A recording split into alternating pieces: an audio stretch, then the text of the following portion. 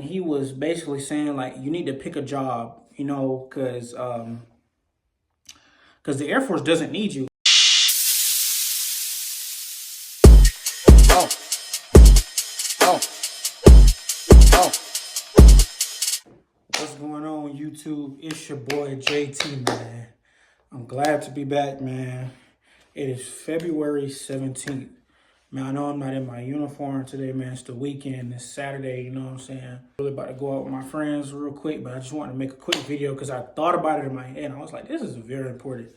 Anyway, so the video is one thing you should know before joining the Air Force. And I'm telling you guys, this is very important because I went through this. I'm going to explain what happened to me, and I'm going to tell y'all a way to counteract this. Okay, so I'm going to get right into the video, explain everything so I don't overtalk. I don't want to keep y'all here too long. You know what I'm saying? Make sure y'all like. If you're new to the channel, subscribe, man. I'm about to get right into the video right here. Let's go. Okay, so one thing you should know before joining. So I'm going to tell y'all my experience first. So my experience when I joined in 2021, it was during COVID, so it could be completely different, you know what I'm saying? But keep in mind, so obviously, if you want to join the Air Force, you have to go to an Air Force recruiting office specifically. And before I even get into my story, I just want to remind y'all that this is Air Force specific, not any other branch, because it's completely different.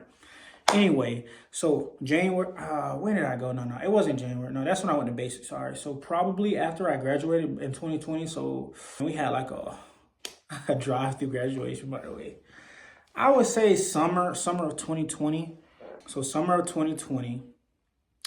Went to a recruiting office, tried to get a recruiter, you know what I'm saying? You know, I went through the little process. I went, you know what I'm saying? I did my MEPS, you know what I'm saying? Did everything. And they asked me, well, probably a little bit before MEPS, they asked me for jobs I'd be interested in based on my ASVAB scores. Actually, yeah, it was after MEPS. I took my test during MEPS.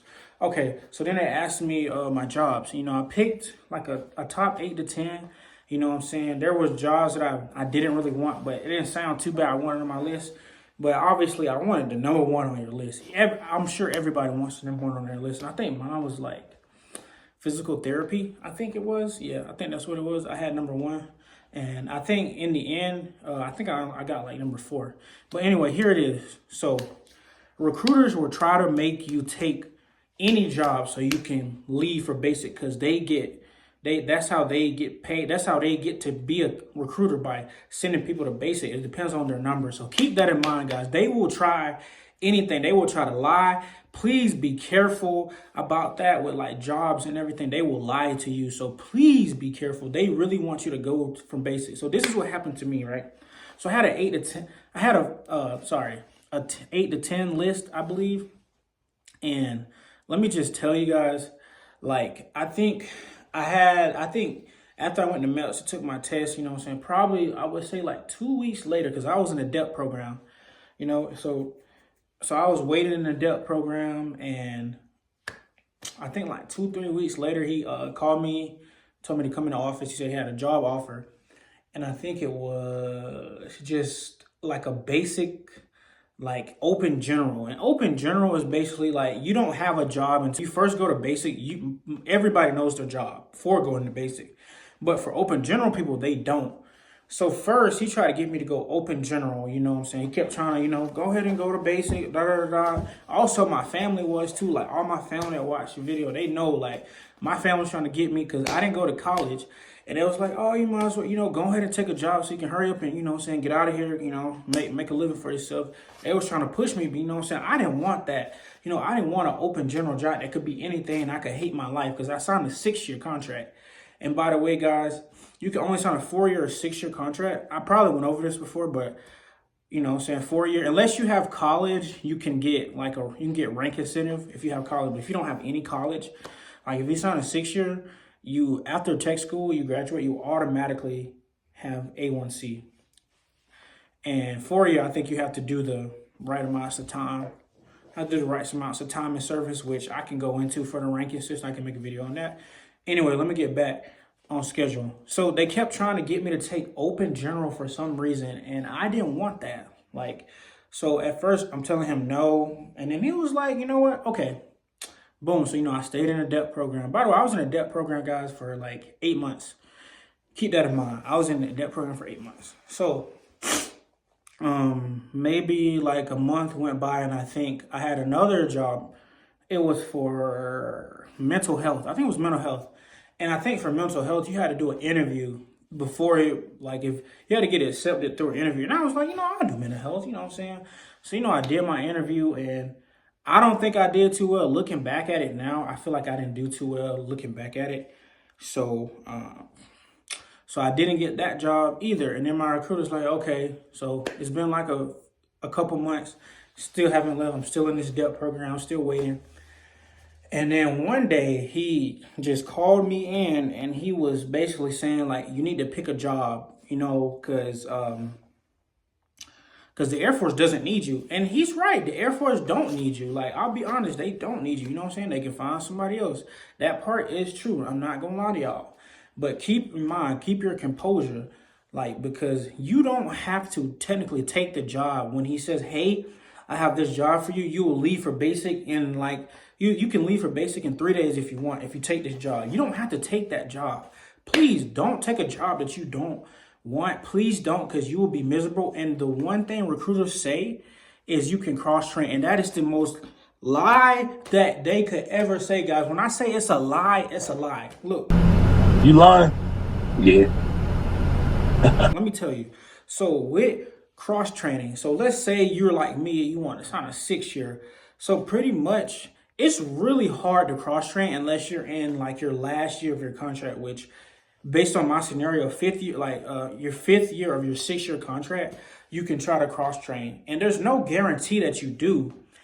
But think about 5 years of doing a job you don't like. Mentally, you won't be there. Like, I'm telling you, I've met so many people that have accepted a job and they just didn't like their life. Like, you know what I'm saying? That's why, they got to go to mental health. And I don't want that for y'all. I really want y'all to pick a job. Please keep that in mind. And recruiters will lie to you. That is the biggest lie, in my opinion, that they say. And I don't want y'all to make that mistake. Luckily for me, and when he was telling me, like, take this job, at first I was literally considering it because my family was telling me, my recruiter was telling me, but this one lady, I used to call her my mom. She was I was dating this girl, and she was basically helping me because she was prior Army, but she knew about the Air Force. So she literally, I really thank her for this to this day. Like, I know she probably won't watch this video, but I really thank her to this day. But she literally went up to the recruiter office with me that day and literally told this man he is not taking this job. She put her foot down on this dude. I'm not going to, so quit asking.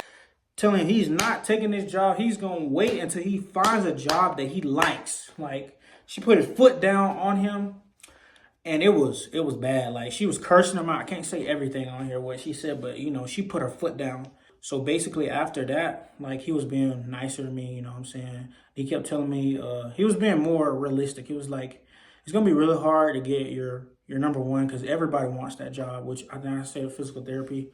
Yeah, everybody wants that job. So, I kept waiting. I was like, I'm going to wait and see if I can actually get it. Wait. And I just kept waiting.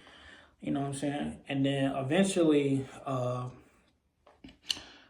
think on my list, it was number 4 on my list, which I'm not going to reveal y'all my job just yet. Eventually I will, not yet.